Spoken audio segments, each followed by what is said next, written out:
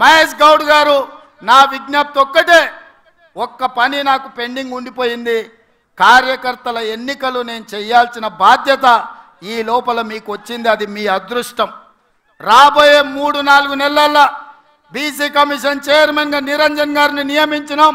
BC జనాభా లెక్కలు తీసి వాళ్ళకు రావాల్సిన వాటా వాళ్ళకి ఇచ్చి సర్పంచులు, ఎంపీటీసీలు, జడ్పీటీసీలు, మున్సిపల్ కౌన్సిలర్లు, మున్సిపల్ కార్పొరేటర్లు, జిల్లా పరిషత్ చైర్మన్లు, ఎంపీపీలను చేసే బాధ్యత మన ఇద్దరి మీద ఎక్కువగా ఉన్నది. ముఖ్యమంత్రిగా నేను, పిసిసి అధ్యక్షుడిగా మీరు సమన్వయం చేయాలి.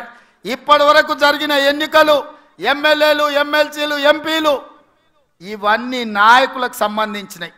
నాయకులు ఎట్లో గట్ల నడుస్తుంది, కానీ కార్యకర్తలు కష్టాలలో ఉన్నారు. ఆ కార్యకర్తల్ని గెలిపించి వాళ్ళని సర్పంచులుగా చేయాల్సింది, ఎంపీటీసీలుగా గెలిపించాల్సింది, జడ్పీటీసీ, ఎంపీపీ, జిల్లా పరిషత్తులు చేయాల్సిన బాధ్యత మన మీద ఉన్నది. అన్నిటికంటే గురుతరమైన బాధ్యత, బరువైన బాధ్యత ఇదే. ఈరోజు మీ భుజాల మీద అది ఉన్నది. అందరినీ సమన్వయం చేయండి.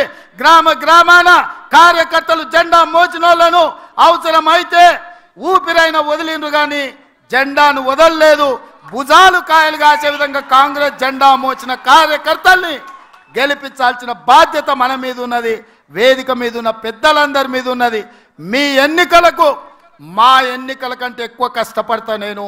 మహేష్ గౌడ్ గారు మిమ్మల్ని అందరినీ సమన్వయం చేస్తారు.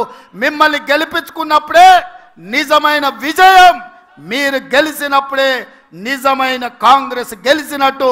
మీ గెలుపు కోసం, స్థానిక సంస్థల ఎన్నికల కోసం వేదిక మీద ఉన్న నాయకులమందరం కూడా పునరంకితమవుదామని తెలియజేస్తూ మీ అందరి దగ్గర సెలవు తీసుకుంటున్న మిత్రులారా, జై కాంగ్రెస్. ఫామ్ హౌస్లో వండిన ఆయన గుండెలు ఎదరాలరా నాయన, అవునా? నేను ఇక ముఖ్యమంత్రిగా కొన్ని ప్రసంగాలు తగ్గించాల్సి వస్తుంది. ఈరోజు ఆఖరి రోజు పిసిసి అధ్యక్షుడిగా గట్టిగా నినాదాలు